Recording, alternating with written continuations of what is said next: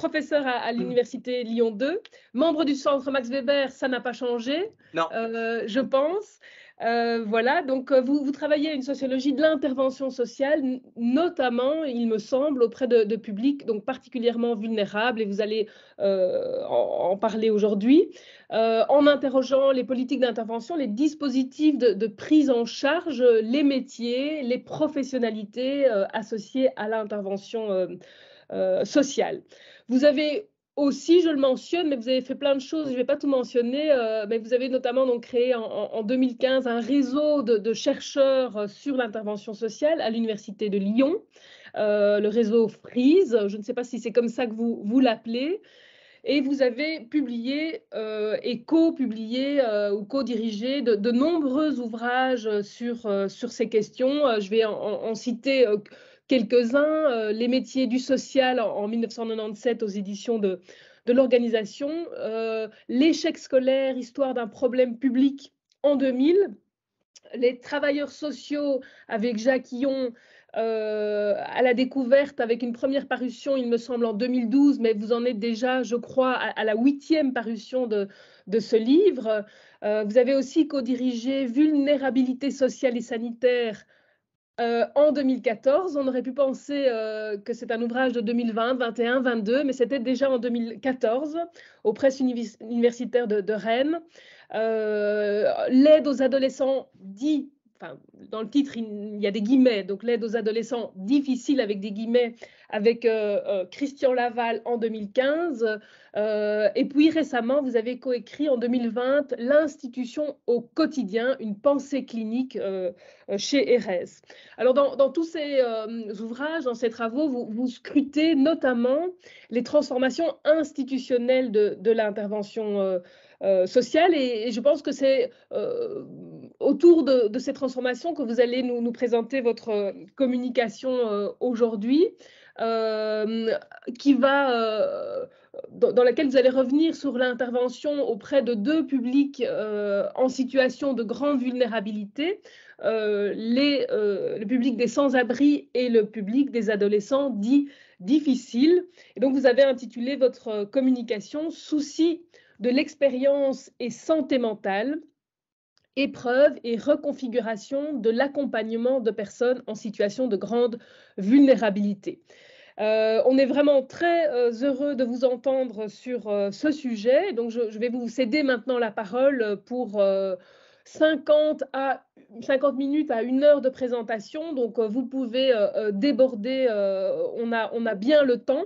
Mais l'idée, c'est en tout cas de garder un temps suffisamment long ensuite pour avoir un échange à partir de votre présentation. Et cet échange, cette discussion sera introduite par Véronique Degrave, qui est l'une des chercheuses du projet ERC, Coaching Rituals, et qui est plus particulièrement en charge de la scène de l'éducation.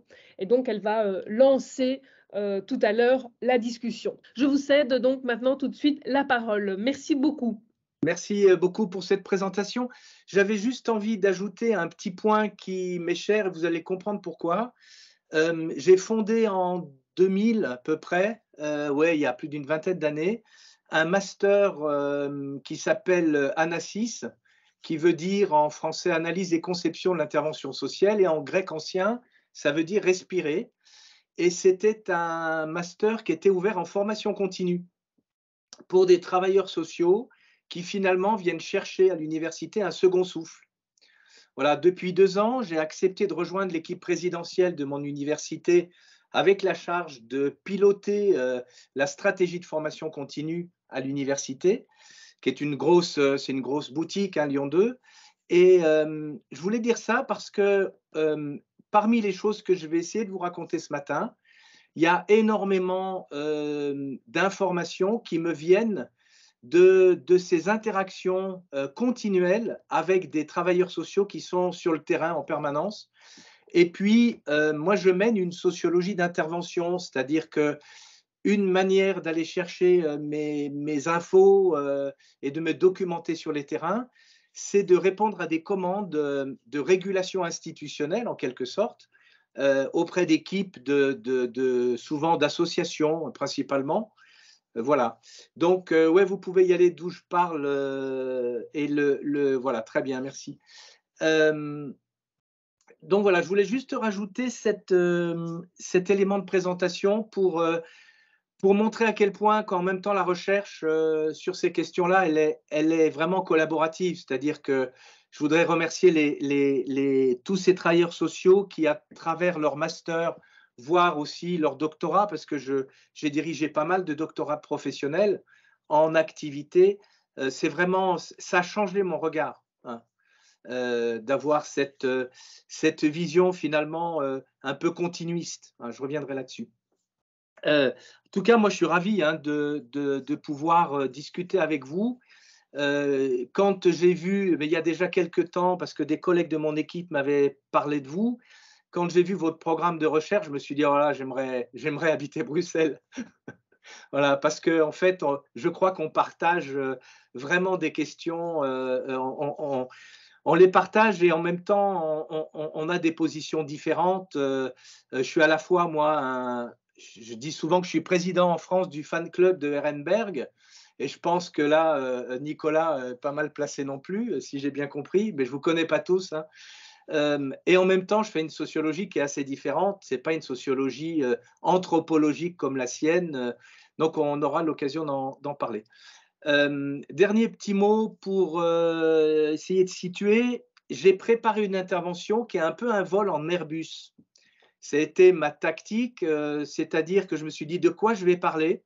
Donc il y a plein de choses. J'ai essayé d'utiliser ce que je demande aux étudiants de faire, mais moi j'y arrive pas, la technique de l'entonnoir, parce que vos questionnements que vous m'avez envoyés m'ont invité à finalement rester assez, généraliste.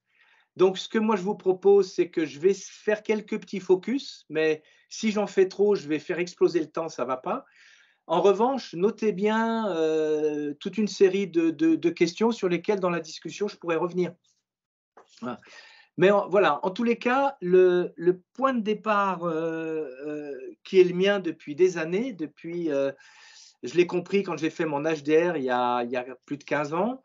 En France, hein, c'est l'habilitation à diriger des recherches, que j'avais intitulé «Le souci du social». À l'époque, je m'intéressais à plusieurs choses à la fois, à l'engagement citoyen de nouvelles factures, où notamment la dimension identitaire était très, très forte, et puis je me suis toujours intéressé, je continue de courir après cette question: qu'est-ce qui fait qu'il y ait des gens qui aient le souci de la solidarité, le souci de la citoyenneté, le souci du soin, le souci de l'aide?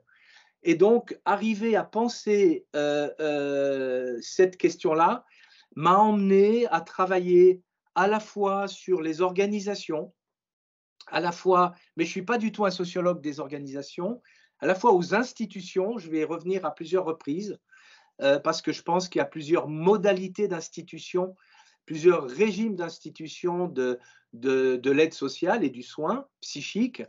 Et ce qui me semblait vraiment intéressant, c'était donc d'arriver à penser l'institution, la profession et on pourrait dire le rapport public au travail social, la manière dont la critique est faite par les gens concernés, et de mon point de vue, au premier chef, les professionnels, comment cette critique, elle s'inscrit dans un espace public de réflexion, d'action.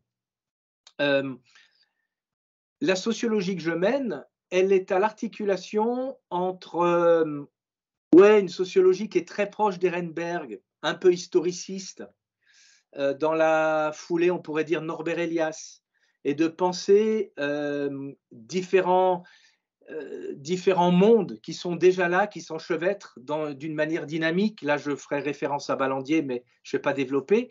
Et puis, l'équipe de recherche dans laquelle je suis, qui est d'inspiration pragmatiste, m'a fait connaître, il y a 20 ans, John Dewey et puis bien d'autres. Je travaille un peu aussi avec Cyril Lemieux en France, et cette dimension-là m'intéresse vraiment, c'est-à-dire d'arriver à regarder le travail social en train de se faire. Et plutôt que de dire: «Ben, je suis d'un côté ou de l'autre», je navigue entre, ces 2 perspectives, et j'essaye de les articuler. ce qui fait que bah, je suis ni bien d'un côté ni bien de l'autre, et je suis toujours dans cette ambivalence. Mais après tout, les professionnels dont j'observe les activités sont dans une grande ambivalence. Je ne vois pas pourquoi les chercheurs n'auraient pas le droit de l'être également. On n'est pas au-dessus des acteurs. Ouais, je veux bien si vous voulez avancer. Alors, 2 mots sur les terrains, vous en avez, Emmanuel, déjà dit quelques mots. Je continue à travailler sur l'accompagnement d'adolescents dits difficiles. Je mène une enquête de long cours dans un centre éducatif renforcé qui est spécialisé dans la prise en charge d'adolescents qui ont commis des passages à l'acte, qui donc sont placés dans cet établissement par la protection judiciaire de la jeunesse et qui ont une spécialité santé mentale. Je ne sais pas si j'aurai le temps vraiment de parler de ce travail, mais ce qui m'intéresse énormément, c'est qu'aujourd'hui, ils sont accompagnés notamment par des assistants familiaux recrutés chez des gens non qualifiés qui habitent dans l'établissement. Et donc, ils ont essayé de faire de cet établissement de prise en charge un établissement très accueillant. Mais ça ne marche pas. Donc, ils ont essayé de faire rentrer du care dans cet établissement d'éducation très contrainte. Moi, je les ai aidés parce que ça m'intéressait beaucoup, mais ça ne marche pas du tout. Je ne sais pas si j'aurai l'occasion de vous en parler. Et il y a toute une équipe de soignants qui essayent de prendre en charge ces ados. Il y a très peu de fugues, il y a très peu de turnover professionnel, mais à la sortie des 5 mois de prise en charge, ils ne sont pas plus avancés que dans n'importe quel autre centre. Mais ça m'a permis, alors les autres terrains sur lesquels je suis moins impliqué, mais je les suis de très près, c'est notamment sur le terrain du sans-abrisme, les nouvelles politiques du chez-soi d'abord et du logement d'abord. Je ne sais pas si en Belgique, quelle connaissance vous avez de ces terrains. On a monté à Lyon 2, j'en ai pris la direction avec mon ami et chercheur Nicolas Chambon de l'ORSPER, qui est un observatoire sur la souffrance psychique d'origine sociale dans un hôpital psychiatrique très proche de l'université à Bron, près de Lyon. Et on a monté tous les deux un DU, un diplôme universitaire, pour former des gens à la mise en œuvre de ces politiques de logement d'abord. Hein. L'idée, pour celles et ceux qui ne connaissent pas, je le dis très rapidement, c'est le chez-soi d'abord, c'est pour des personnes avec des troubles sévères, des troubles psychiatriques sévères, et le logement d'abord, c'est pour des gens à la rue, des familles, etc., qui sont dans des trajectoires de migration, qui ont été expulsés, qui sont en grande précarité. Et l'idée, c'est, sans passer par une politique dite de l'escalier qui les socialise petit à petit à l'habitat social, etc., c'est de les mettre tout de suite dans un appartement qu'ils ont choisi en partie et ensuite de construire une réponse adaptée avec une équipe mobile faite de soignants, d'infirmiers et de travailleurs sociaux. Donc ces deux terrains ont pour en commun d'être à la croisée du travail social et de la santé mentale et d'avoir un intérêt pour la souffrance la souffrance psychique non pathologique d'origine sociale. Et du point de vue de la méthode, j'essaye de mener une double sociologie à la fois, donc je disais, historique et pragmatiste, et je m'intéresse beaucoup aux embarras de la pratique en les traitant à la fois comme des épreuves au sens des situations problématiques où on ne sait pas que faire. Donc là, peut-être que parmi vous, si je comprends bien, vous avez déjà lu 2-3 choses à ce propos. Et puis peut-être moins connu parce que j'ai moins publié ou c'est moins visible, sur ce que j'appelle la sociologie de la clinique, c'est-à-dire cette activité qui consiste à se pencher sur des situations de souffrance. Et je réfute l'idée que toute posture clinique est nécessairement psychologique. La clinique le fait de se pencher sur la souffrance n'est pas obligatoirement une affaire de psychologue, et parler de psychologisation du travail social dès qu'il y a de la souffrance psychique, c'est à mon avis une erreur manifeste d'analyse. C'est-à-dire, en fait, c'est les sociologues qui connaissent rien aux pratiques psy. Et ça, c'est quelque chose, on n'est finalement pas si nombreux à travailler avec des psychologues en restant critiques, mais en essayant véritablement de rentrer dans leur boîte noire, en quelque sorte. Voilà. Aujourd'hui, ce que j'essaye vraiment de développer et de développer, c'est finalement ce suivi ethnographique de la professionnalité, cette exploration ethnographique de la professionnalité, et de regarder et de mettre le regard sur toutes les formes d'incertitude éthique ou autres. Ok, c'est bon. Voilà. Alors, il y a deux choses que je voudrais montrer principalement dans cette communication. D'une part, mais j'irai vite parce que y a des tas de choses que vous connaissez, je pense, c'est je fais actuellement l'hypothèse d'un transfert de charge de la santé mentale, de la psychiatrie vers le travailleur social, vers les travailleurs sociaux, c'est-à-dire que je prendrai 2-3 exemples, mais les travailleurs sociaux aujourd'hui, en tout cas dans les deux champs dont je vous ai parlé, les ados en difficulté, de l'aide sociale à l'enfance ou de la PJJ, et puis les sans-abri notamment, sont pris dans une injonction à l'autonomie qui est absolument irréalisable. On ne peut en même temps plus les psychiatriser, les institutionnaliser. Donc cette forme de désinstitutionnalisation, dans ce sens-là, est confiée en fait, de fait, si on regarde sur le terrain, pour beaucoup, pour une grande part, aux travailleurs sociaux, même si la régulation de ce transfert peut rester à la charge du monde psychiatrique et de ses médecins. OK. Donc peut-être là-dessus, je passe sur, enfin je vais aller vite, hein, sur cette grande transformation du traitement public des problèmes sociaux que Soulet nomme responsabiliste et qui pose finalement la question de l'anthropologie capacitaire. Et là, je fais référence à Jean-Louis Genard, que vous connaissez bien, et je lui fais un petit clin d'œil parce que c'est quelqu'un que j'appréciais tout particulièrement. Et donc, derrière cette dimension d'anthropologie capacitaire, il y a une mutation extrêmement forte qui a eu lieu et qui ne pense plus les publics dont on dirait qu'aujourd'hui qu'ils sont vulnérables comme souffrant d'infériorité personnellement non méritée, c'est le terme de Durkheim, et donc qui du coup pouvaient être objet d'une intervention solidaire. Hein, chez Durkheim, on doit être solidaire des gens qui sont moralement irréprochables, mais qui ont une forme de déficit, un manque qu'il s'agit de combler. Et donc, cette définition-là même de la solidarité permettra, à mon sens, aux travailleurs sociaux de l'après-guerre en 1945 de penser le modèle de la réadaptation de personnes inadaptées, même moralement incriticables. Excusez-moi, je ne retrouve pas le bon terme. Donc une solidarité de plus en plus responsabiliste, où finalement on aide, j'aime bien cette formule, on essaye d'aider, le travail social est une aide qui aide à se passer d'aide.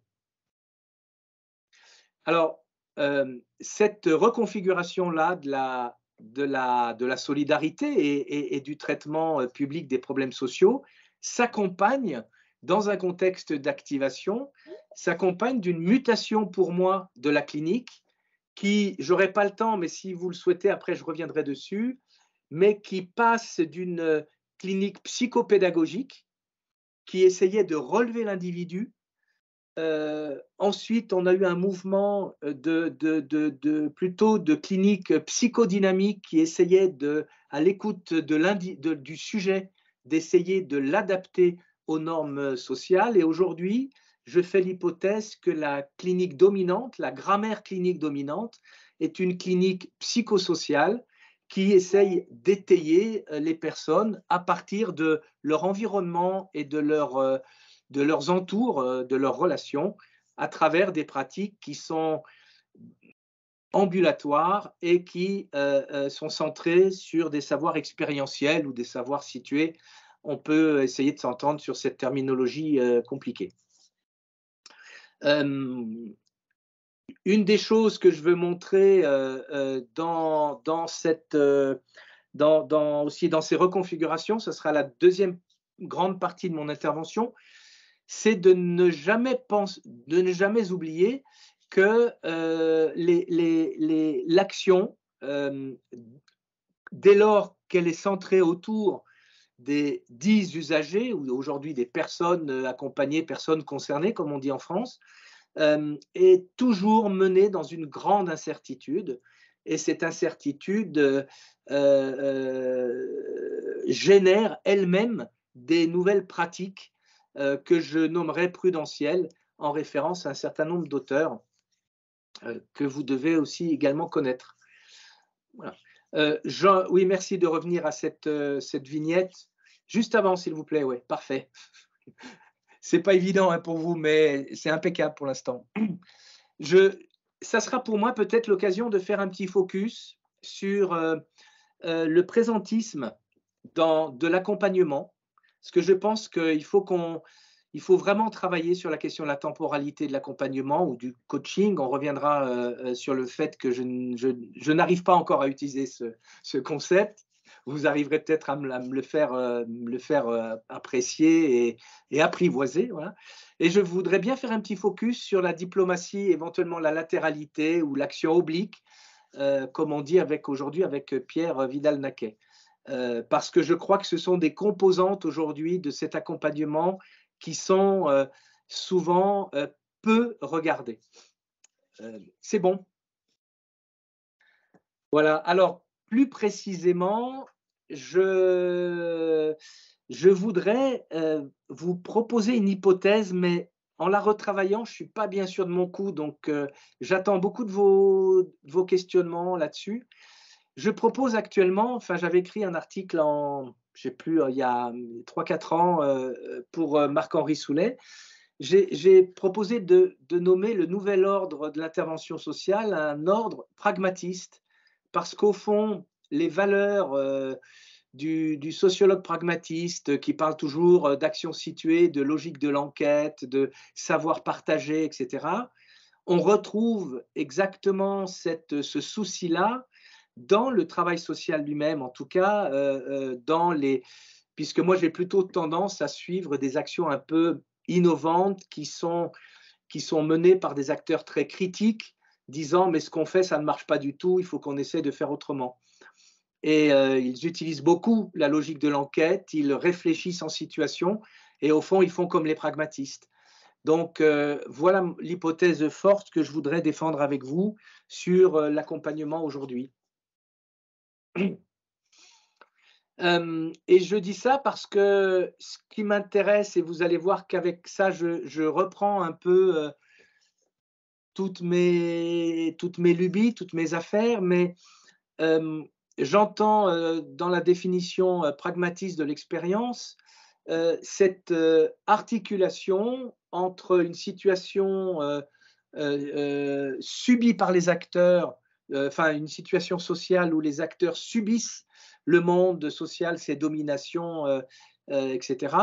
Et articulation entre ce pâtir et puis l'agir, c'est-à-dire cette capacité de résilience, de développement du pouvoir d'agir, etc., qui permet au fond de définir un nouveau cadre d'action et qui est orienté, ce nouveau cadre d'action, à la fois, il est orienté à la fois du côté clinique, on pourrait dire, par l'expérience du monde social subi, et il est en même temps orienté du côté politique, on dirait, avec toute toute la dimension d'activation et de capacitation portée par les politiques, allez, on va dire vite néolibérales.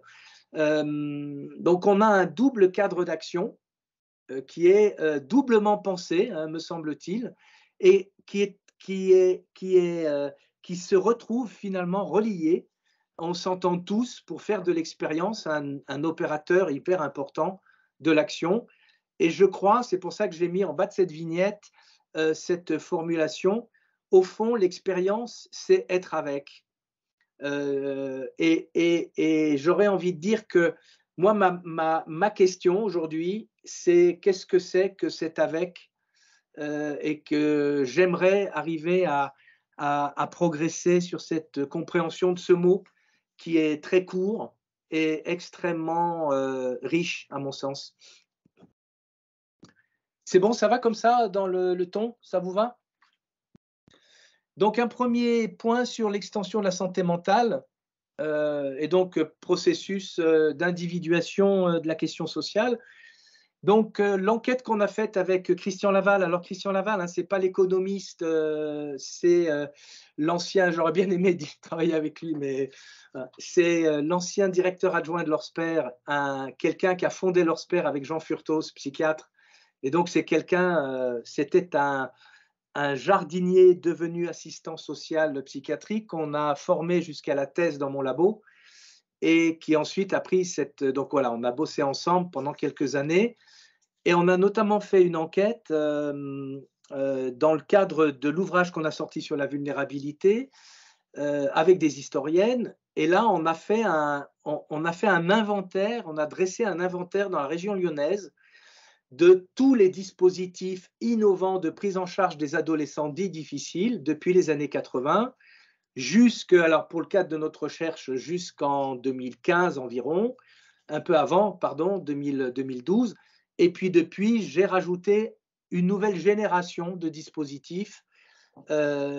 L'idée étant de montrer que tous les dispositifs innovants de prise en charge ont des conditions bien précises d'émergence et ensuite, comme dans un feuilleté, s'enchevêtrent.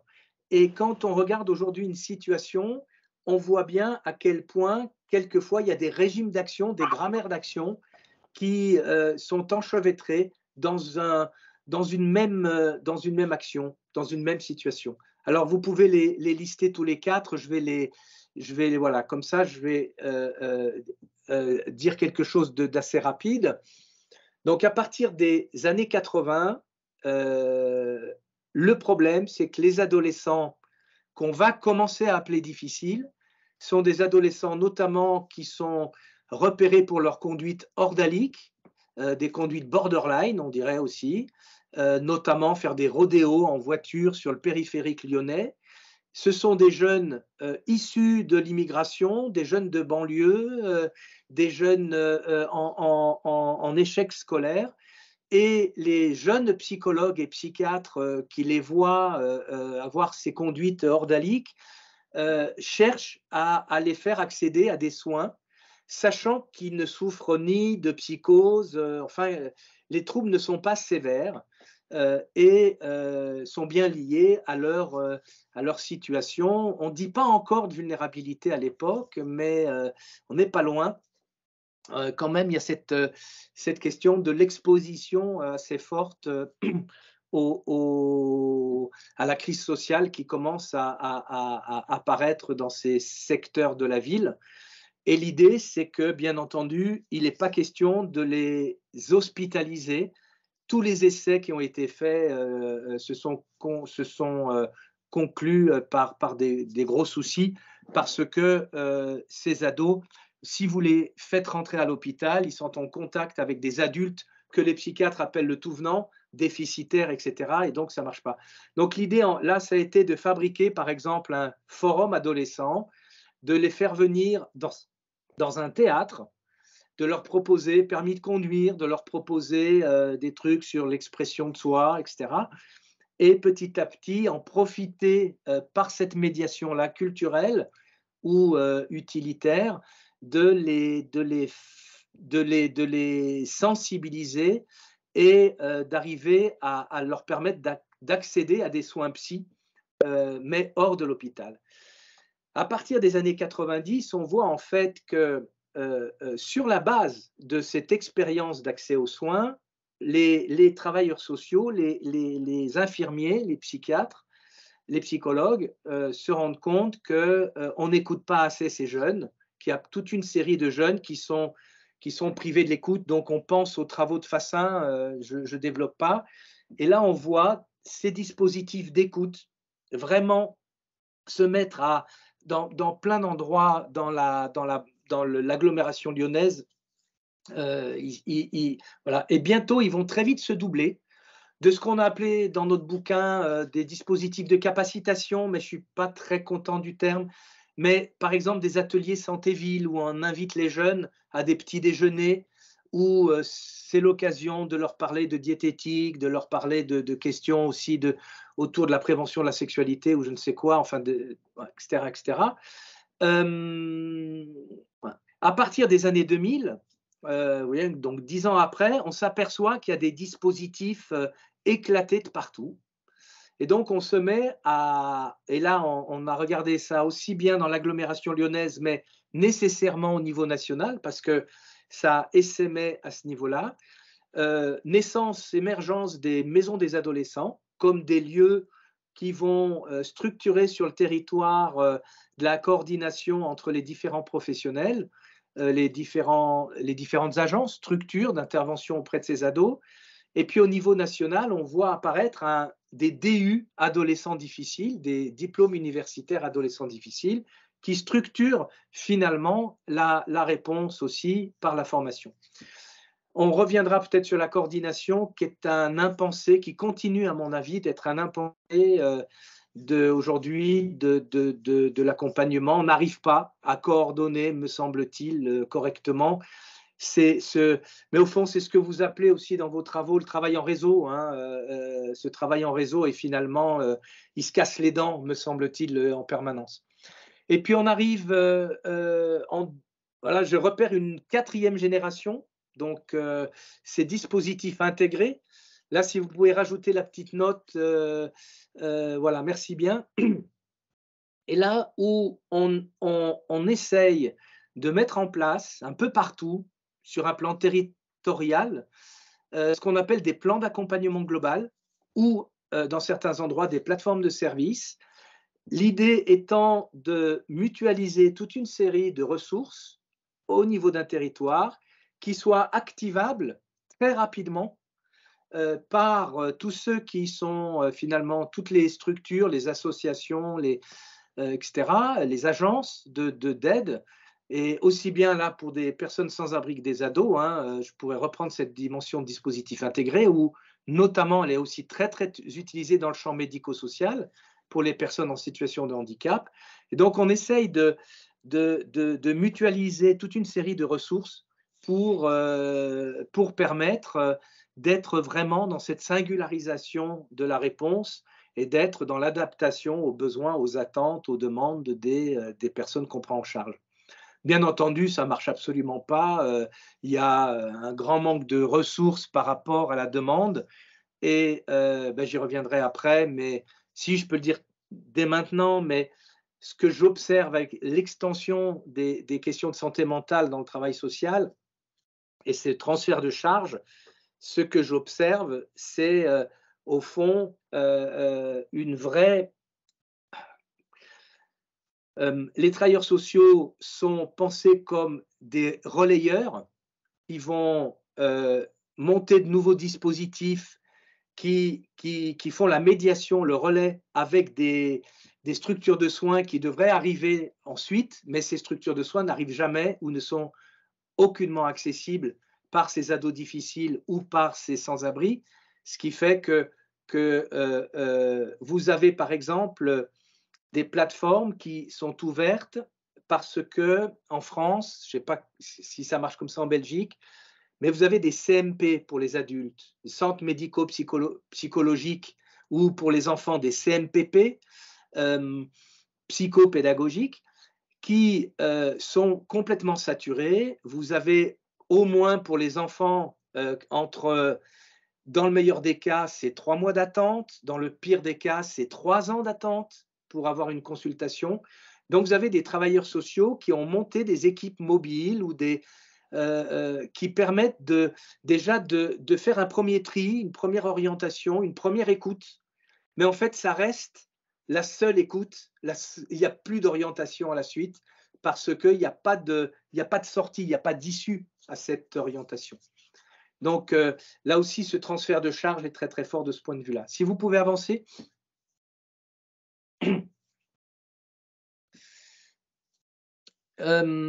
Ouais, très bien comme ça. Merci. Donc, on se trouve avec des travailleurs sociaux qui prennent en charge des personnes avec des troubles psy qui sont pas sévères, mais très, très invalidants, on pourrait dire, qui sont non pathologiques et qui sont très difficiles à coder à partir des critères nosographiques qui sont en usage à l'hôpital. Donc, pour les ados, on met troubles du comportement. Voilà, c'est très pratique, on peut mettre beaucoup de choses et pourtant le panel est très large de situations qui sont rentrées là-dedans. Toujours, et ce qui moi m'intéresse, c'est au fond, ces deux choses, c'est cette dimension non pathologique de la souffrance psychique, et j'y reviendrai parce que du coup, je pense que c'est un super analyseur des conséquences du libéralisme. Et puis, deuxième chose, je trouve que ça nous permet d'entrer dans ce qui, moi, je tiens beaucoup à essayer de réfléchir et qui n'est pas si simple, qui est cette intrication constante entre vulnérabilité sanitaire et vulnérabilité sociale, puisqu'on voit bien hein, à quel point l'expérience de la précarité produit de la souffrance psychique, c'est très compréhensible, et inversement, les troubles psychiques, la peur d'être fou, etc., précarisent, isolent, donc on voit c'est pour ça qu'il y a une erreur pour moi énorme institutionnelle d'avoir séparé le sanitaire du social. On voit bien d'ailleurs toutes les difficultés que ça pose aujourd'hui. Donc là, voilà, les relais vers le CMP ou les services intra-hospitaliers sont devenus impossibles. Donc, je prends l'exemple d'un centre social qui est dans une commune proche de Lyon, dans l'agglomération lyonnaise. Elle a un dispositif, un service qui s'appelle Insertion. Et dans ce service Insertion, il y a beaucoup de personnes, en grande majorité des femmes, qui sont dans l'incapacité d'arriver à travailler pour des tas de raisons. Et le centre social essaye de définir d'une manière très, très difficile qui sont ces femmes et comment arriver à les faire exister comme des femmes en insertion, puisque l'évaluation est vraiment très, très, très problématique. Et en fait, je me suis aperçu en faisant un travail de recherche avec la directrice de ce service que ce dispositif fonctionnait à peu près comme un GEM, un groupe d'entraide mutuelle, c'est-à-dire des gens qui venaient, qui se serraient les coudes, qui réchauffaient leur monde, qui mangeaient ensemble, qui se promenaient ensemble et qui luttaient contre un isolement chronique très, très, très anxiogène. Et au fond, du coup, cette directrice de service qui avait des capacités en animation au sens film d'animation, a fait un petit film d'animation avec ces personnes, avec des petites marionnettes, et ça donnait de la visibilité à la souffrance psychique de ces femmes. Et à ce moment-là, le directeur du centre social, il a dit, mais banco, j'ai compris, ce service n'est pas finançable par les politiques d'insertion, il est finançable par l'Agence régionale de santé. Et là, il a trouvé immédiatement des crédits assez impressionnants pour arriver à financer ce service qui avait beaucoup de peine à être refinancé en termes de projet d'insertion. Voilà typiquement pour moi un exemple de transfert de charge de la psychiatrie vers le travail social. Euh, je voudrais aussi dire un dernier mot sur un impensé, me semble-t-il, des politiques publiques en la matière. C'est qu'en en désinstitutionnalisant, en dépsychiatrisant les hôpitaux, en fermant des lits, on a dû ouvrir des dispositifs pour les patients qui reviennent d'une manière chronique aux urgences. Mais là, donc, on a inventé des tas de services de prise en charge courte, 3 jours ou un peu plus, suivant les cas. Mais quand on regarde de près, aussi bien dans, par exemple, chez soi d'abord, là où il y a des travailleurs sociaux qui prennent en charge des personnes qui logent avec des bails soi-disant glissants, mais qui glissent jamais. Et ils ont affaire à des gens qui, d'une manière vraiment cyclique, retournent fréquemment aux urgences, ont besoin d'être hospitalisés. Et ce qu'on voit aussi chez les adolescents, pas qu'au CER où je travaille, mais dans bien d'autres lieux, on l'a observé à plusieurs reprises, on voit des ados ou ces personnes qui arrivent aux urgences. Elles arrivent accompagnées par des travailleurs sociaux. Il y a beaucoup de monde aux urgences. Il reste 2, 3, 4 heures aux urgences. La crise se calme petit à petit parce que les travailleurs sociaux ont une écoute clinique importante. Ils arrivent devant le psychiatre. Ils sont plus ou moins calmés. Le psychiatre dit, mais vous savez, si je vous hospitalise, le remède va être pire que le mal. Ça ne sert absolument à rien. En fait, il faut que vous retourniez chez vous. Mais il peut y avoir une régulation médicamenteuse ou une orientation vers des dispositifs psychothérapeutiques, etc. Mais donc, c'est pour ça que le psychiatre continue quand même à gérer un peu la trajectoire du patient, mais tout en refusant l'hospitalisation. Et donc, voilà, on voit à quel point, du même coup, il y a le travail social est au front de la crise. Il faut que j'aille plus vite, hein, parce que sinon, je ne vais jamais arriver au bout de... Mais ça, je le savais. Hein. Voilà, si. Donc, je vais aller peut-être vite, vous reviendrez là-dessus. Vous pouvez descendre de 3 ou 4 paragraphes. Voilà, merci, parfait. Très bien, super.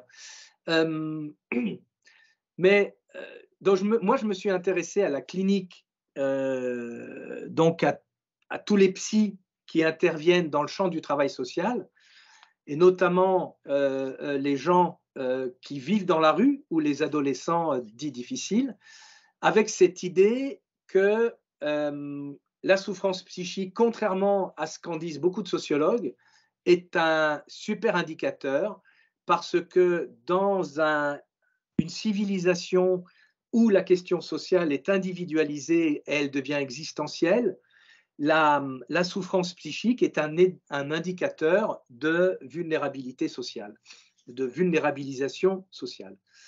Donc, et comme l'a très très bien dit du coup Alain Ehrenberg, le changement de statut de cette souffrance psychique à partir, disons, des années 1980 permet de penser autrement toute cette activité clinique et permet justement, de mon point de vue, de sortir d'une critique de la psychologisation qui est beaucoup trop facile, beaucoup trop rapide, et donc qui montre surtout les excès de vitesse de sociologues en mal de documentation.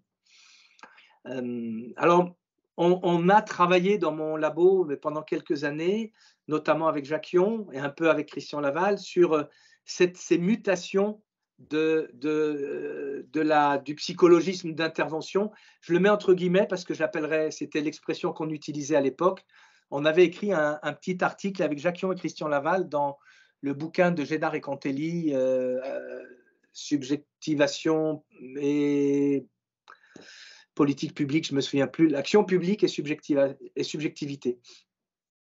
3 périodes, mais j'en ai parlé tout à l'heure, je voudrais juste revenir à l'idée essentielle de cette mutation.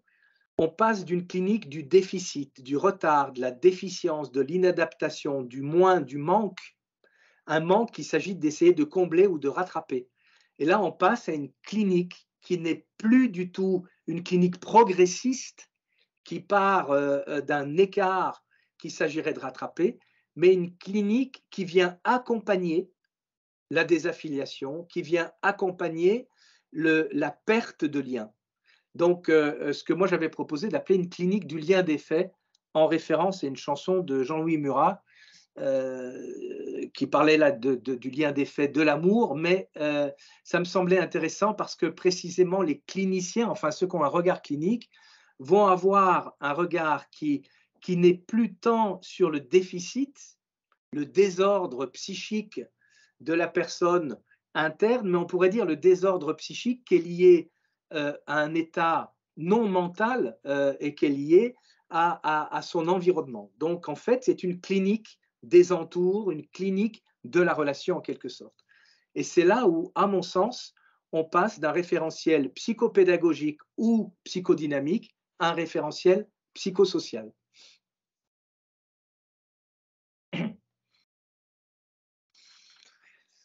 Et ce qui m'intéresse dans cette clinique psychosociale, et quand en effet, j'ai vu que vous l'aviez repris aussi, cette formidable trouvaille d'Ehrenberg de parler, enfin, moi je dis que c'est Ehrenberg, hein, c'est ça, des potentialités cachées. Peut-être que vous l'avez aidé aussi à réfléchir à ça, vous me direz. Mais c'est une interrogation que j'ai aujourd'hui importante et que j'adresse à mes collègues psychologues qui pensent la clinique comme un attracteur de négativité. Je reprends cette expression que j'aime bien, c'est-à-dire que on ne regarde une situation de souffrance que parce qu'il y a du négatif, que le monde ne va pas de soi, etc. etc. Donc la négativité est un opérateur de la clinique. Or, là, dans le monde de l'anthropologie capacitaire et où il s'agit de retrouver les potentialités cachées, on a tendance à minorer le négatif, à minorer les symptômes pour essayer de valoriser le positif, les capacités, le bien-être, la psychologie positive, tout ce que vous voulez. Et ça, j'aurais pas le temps d'en parler, mais dans toute cette nouvelle psychiatrie de la réhabilitation psychosociale ou du rétablissement, il y a un travail d'euphémisation du négatif qui est extrêmement fort et qui met, à mon avis, en grande difficulté les psychologues cliniciens. Donc, on voit bien d'ailleurs que les dispositifs de rétablissement ont beaucoup de peine à recruter aujourd'hui, en tout cas à Lyon, à recruter des psy cliniciens. Oui.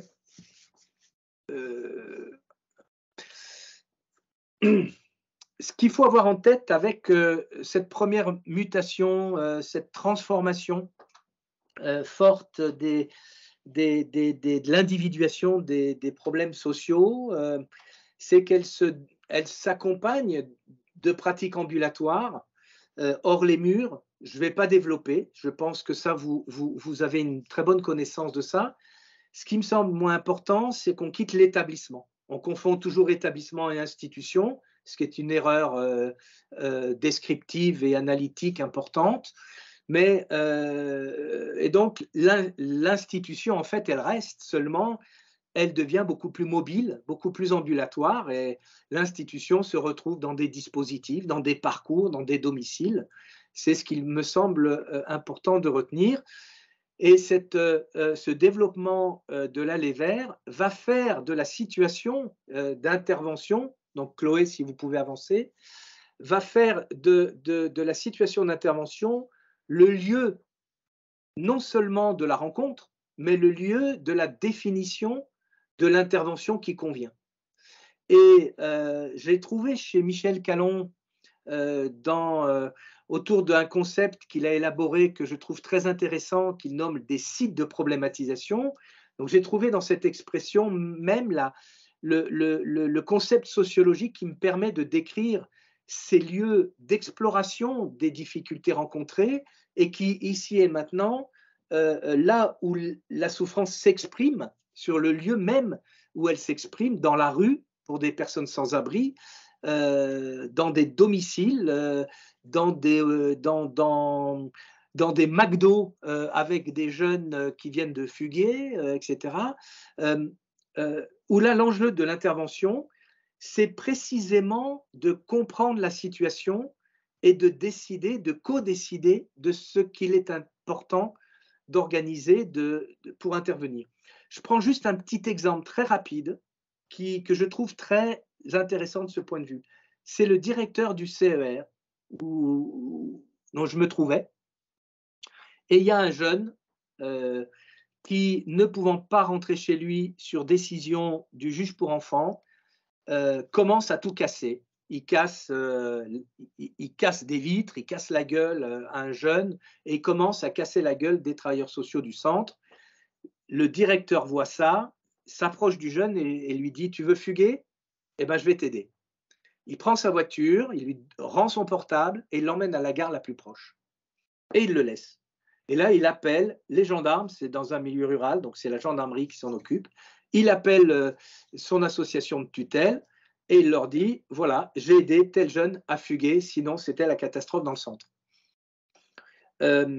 Et il se trouve que le jeune va appeler sa mère va lui dire « Mais t'es fou, mon fils, rappelle le directeur parce que les gendarmes vont t'attendre à la maison et tu vas voir, tu vas en reprendre pour plusieurs semaines et tu risques d'aller en prison pour mineur.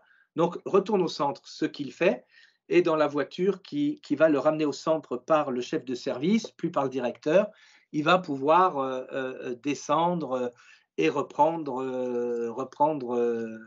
place dans le centre, voilà, etc.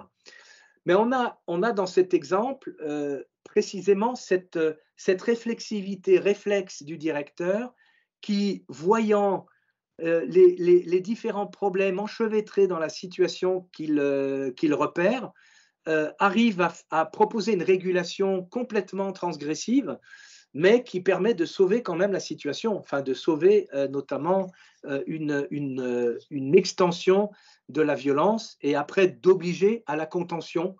Donc là, il va plutôt contenir la situation plutôt que d'arriver à cette contention et donc à une contrainte physique très forte. On peut avancer, Chloé?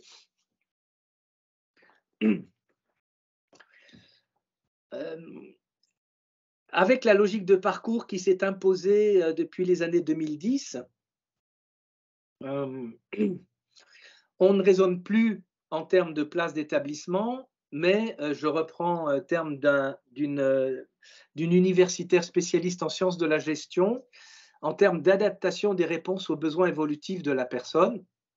Donc on voit là derrière une vision très technocratique au fond du traitement des questions sociales.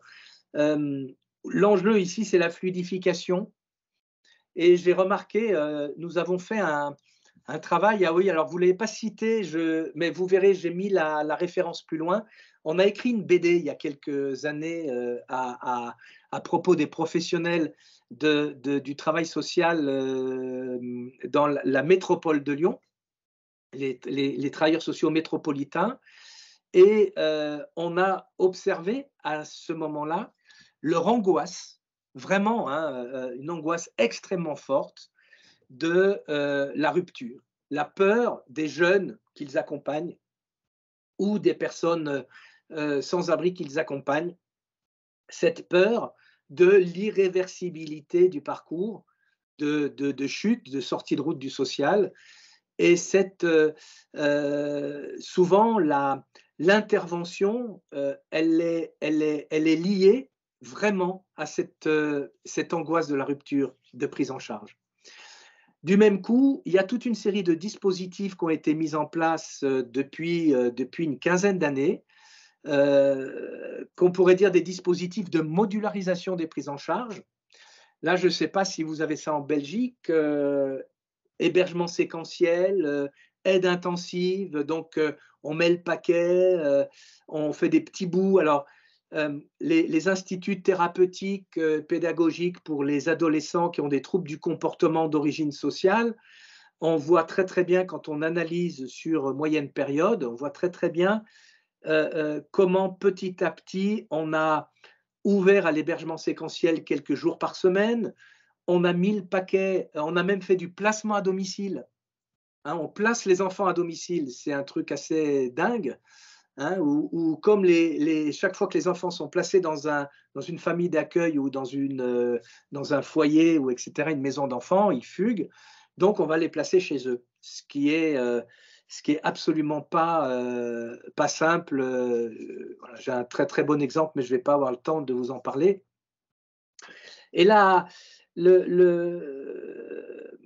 mais plus on met en place tous ces petits dispositifs dont on pense qu'ils vont répondre aux besoins évolutifs de la personne, on s'aperçoit qu'à un moment donné, vous avez parfois, j'avais compté autour d'un adolescent, 18 professionnels, entre psychiatres, ergothérapeutes, enfin je passe.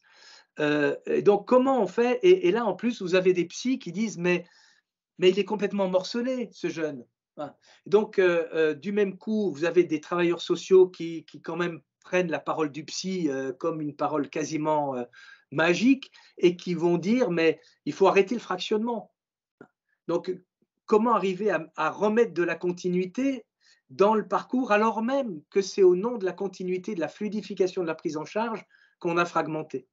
Donc voilà, on se trouve ici avec alors, j'ai voulu démarrer par ce problème-là parce que pour moi, ce problème-là, vous pouvez avancer, Chloé, et le problème qu'on trouve avec ce que nous avons appelé avec Pierre Vidal-Naquet le pilotage par l'aval, c'est-à-dire ce pilotage au fond de l'action qui participe d'une correction en temps réel, c'est-à-dire versus donc les logiques de quadrillage que Foucault a très bien montré et qui reposent sur ce contrôle en amont et qui sont des logiques d'établissement, de contrôle. Voilà. Et là, on passe d'un contrôle disciplinaire, pour reprendre Deleuze, à un contrôle continu, hein, qui est très rhizomatique et mais qui est extraordinairement coûteux en coordination. Mais là, je sais que vous avez, enfin, j'ai lu 2-3 travaux récents sur le travail en réseau que notamment Nicolas, et puis je ne sais plus, j'ai perdu d'autres noms, mais et j'ai retrouvé cette difficulté. Ouais, vous pouvez avancer, Chloé, parce que je regarde l'heure, j'ai encore, j'ai dépassé les 50 minutes là. Hein. J'ai combien de temps encore? Vous pouvez prendre encore une dizaine de minutes, qu'est-ce Très que bien, 10-15 minutes? ça marche. Ce pilotage par l'aval fait que nous nous trouvons, enfin les travailleurs sociaux et les intervenants psy hein, en santé mentale, à la croisée du travail social, se trouvent dans des situations où en permanence ils disent on ne sait pas quoi faire. Dites-nous ce qu'il faut faire. Donc, ils nous posent la question, à nous, sociologues, ils posent la question à leur chef de service, ils posent la question, ils ne savent pas comment s'y prendre. Et parce qu'en effet, ils sont toujours en permanence pris dans des grammaires très différentes, donc ils ne savent pas vers laquelle basculer. Et alors, ce qu'on avait montré dans un dossier qu'on avait coordonné pour la revue Sociologie avec Pierre Vidal-Naquet, voilà, ça, vous avez la BD, là, je vous engage, vous pouvez la télécharger sur Internet. Enfin, c'est un ouvrage de sociologie collaborative dessiné. Il y a 4 petits récits sous forme de BD et plein d'autres choses. Mais donc on avait montré comment ces tensions normatives, en gros, elles se définissent toujours entre protection et autonomie. Ce que je veux dire par là, c'est que quand vous avez un jeune en fugue qui vient de se prostituer, elle revient, c'est une jeune femme qui revient de Barcelone, elle accepte de rencontrer son éducatrice, elle lui a donné rendez-vous dans un McDo à 23h30 dans le centre de Lyon. Non, 22h30, parce que McDo ferme à 23h30 justement, je crois. Et elle sent bien que l'éducatrice, qu'elle doit protéger cette jeune femme qui revient traumatisée de son expérience de prostitution. Et en même temps, elle sait très bien que si elle ramène la jeune femme au foyer de l'enfance, elle va repartir immédiatement parce que son autonomie, c'est de ne pas être dans le foyer. Et donc, voilà. Et comment on fait? Voilà. C'est bourré de dilemmes, hein, donc ces tensions normatives mettent les gens dans une indétermination extrêmement forte. L'indétermination ici, elle est éthique, elle n'est pas seulement, vous voyez, c'est pas seulement de l'inquiétude, c'est pas seulement de l'incertitude qui est liée à l'inquiétude, c'est pas seulement de l'incertitude qui est liée à de l'incomplétude, c'est-à-dire elle ne sait pas assez elle ne comprend pas assez bien ce que veut cette jeune femme. Non, c'est qu'elle voit très bien, elle comprend très bien ce dilemme, et simplement, tel jour, en fonction des petits indices, donc là, le paradigme indiciaire est très intéressant, en fonction des petits indices, elle va basculer du côté d'une réponse en termes de protection ou d'une réponse en termes d'autonomie. Et ce jour-là, qu'est-ce qu'elle va faire? Elle va inviter cette jeune femme à venir dormir chez elle. Et là, comment après on fait? Parce que si jamais il y a un problème, hein, là, elle est pénalement responsable. Donc, c'est sacrément embarrassant. Donc, vous voyez que le faire avec les personnes, c'est-à-dire tenir compte de ce à quoi tiennent les personnes qu'on accompagne, fragilise et font vaciller les savoirs professionnels, leur autorité professionnelle.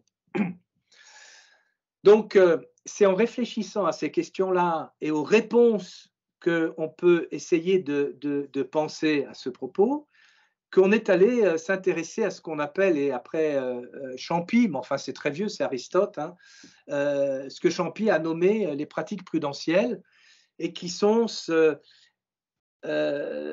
cette capacité professionnelle.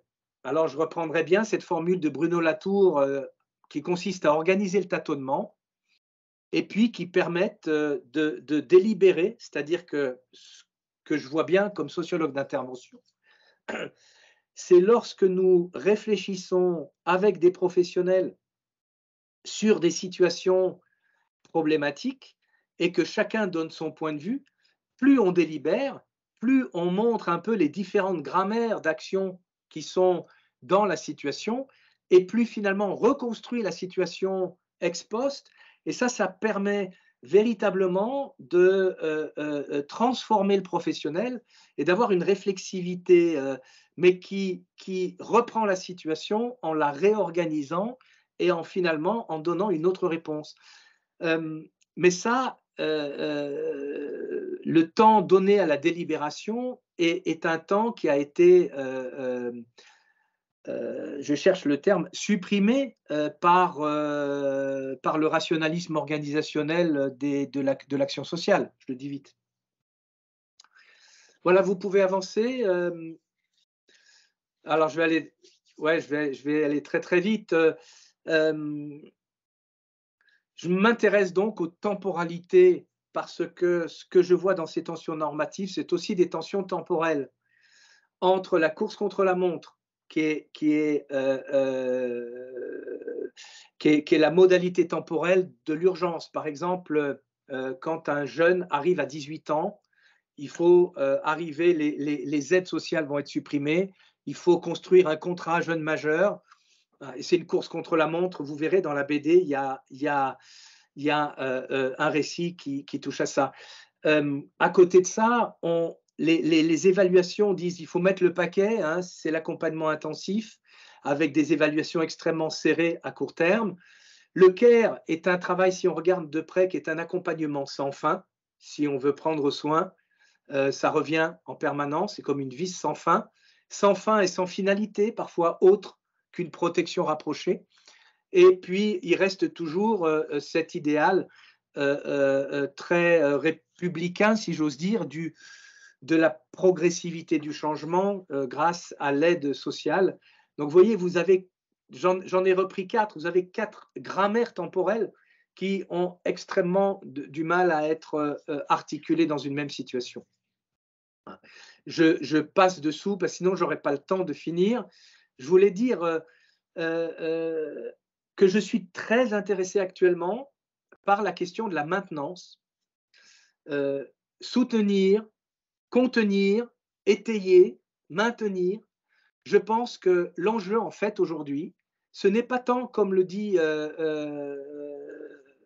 mon ami Marc-Henri Soulet, la question d'un travail social palliatif, que la question d'éviter l'empirement, de prévenir ce dont les travailleurs sociaux redoutent, l'irréversibilité des parcours. Et donc, l'enjeu, c'est de faire durer. Il me semble qu'aujourd'hui, c'est aussi un enjeu de santé mentale que de maintenir et que de faire durer. Donc, il n'y a que des petites victoires de ce point de vue-là dans l'action sociale. On est dans un monde extrêmement fragilisé, un monde cassé, et là, c'est d'essayer de bricoler, de rafistoler, de faire durer. Donc, la notion de maintenance, et aujourd'hui, il y a toute une sociologie de la maintenance, et je vous conseille là-dessus l'excellent livre qui vient de sortir à la découverte de Ponty et Denis, qui s'appelle Le soin des choses pour une politique de la maintenance. Ça n'a rien à voir avec la santé mentale ou le travail social, puisqu'il s'agit de maintenir la signalétique du métro parisien. Mais j'ai trouvé, moi, dans cet ouvrage, énormément de choses intéressantes qu'on peut appliquer à nos terrains.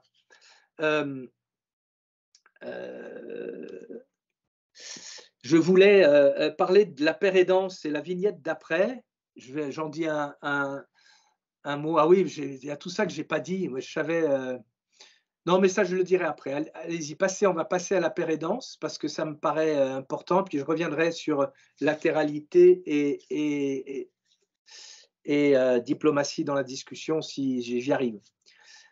Mais je voulais absolument avoir une vignette sur la pérédance dans le cadre de cette communication parce que c'est pensé aujourd'hui la pérédance comme le truc qui va permettre de tout tenir.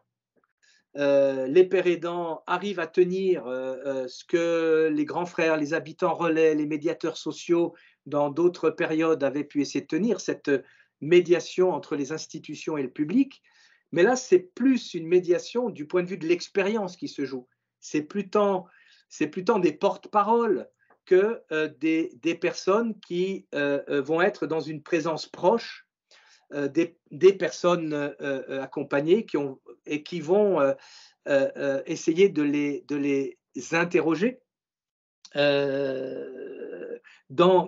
qui vont essayer d'accompagner l'expérience de la précarité pour essayer de s'en sortir, l'expérience de la souffrance psychique, pour quelquefois de la maladie mentale. Mais moi, je m'intéresse là encore qu'aux souffrances psychiques non pathologiques, comme je l'ai dit dès le début. Je voulais juste vous amener un petit élément de documentation empirique que je trouve extrêmement intéressant, qui est tout neuf, au Chez-Soi de Lyon, qui ont été la première structure à recruter des pères aidants il y a déjà 4 ans, qui sont donc dans une temporalité de l'institutionnalisation de ce type de nouveaux dispositifs. Les pères aidants, en fait, ils sont, dès qu'on les fait bosser d'une manière intensive, leur vulnérabilité psychique s'invite. Et du coup, le directeur du chez-soi a organisé pour eux la capacité, déjà ils ont annualisé le service, et quand un père aidant le matin se réveille, est angoissé, et que ces vieux démons reviennent, il peut s'absenter, il peut se reposer et reprendre le boulot l'après-midi, le lendemain, la semaine d'après, etc. Et donc ensuite, il y a toute une régularisation qui se fait là-dessus. Mais cette initiative de l'annualisation du travail des pères aidants a amené les autres professionnels, les non-pères aidants, ceux qui ont des statuts d'éducateurs principalement ou de travailleurs sociaux, à réclamer la même chose. Parce qu'en fait, l'accompagnement de personnes avec troubles sévères en psychiatrie dans le chez-soi à Lyon suppose de la multiréférence, Il faut en permanence que chacun puisse s'occuper de tous, de toutes les personnes qu'ils accompagnent et qu'ils essayent de rétablir ou d'empowermenter. La multiréférence est un truc qui use très très rapidement les travailleurs sociaux. Il y a une intensité de l'engagement de soi dans le métier qui est extrêmement fort. Et du même coup, actuellement, il y a une fatigue professionnelle particulièrement forte. Et là, on voit vraiment la limite même de tout ce que je viens de dire, en fait.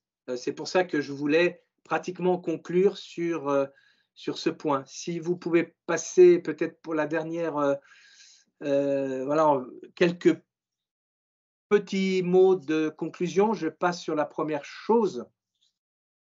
Alors finalement, oui, je vais finir. Je ne vais pas commenter Merleau-Ponty. On aura l'occasion peut-être de le faire dans la discussion, mais je pense qu'on doit penser l'institution à partir du parcours et j'ai trouvé chez Merleau-Ponty une manière de le faire. Je ne sais pas si c'est valable, mais je me suis dit, tiens, je vais vous le proposer. Vous essayerez de voir ça. Non, je voulais revenir sur le coaching. Pourquoi je n'utilise pas le coaching? C'est une première hypothèse. J'ai l'impression que le coaching, c'est vraiment une compétence néolibérale. Je le vois parce que le DU Logement d'abord a été retoqué par France Compétences en France au nom qu'on refusait de dire coach.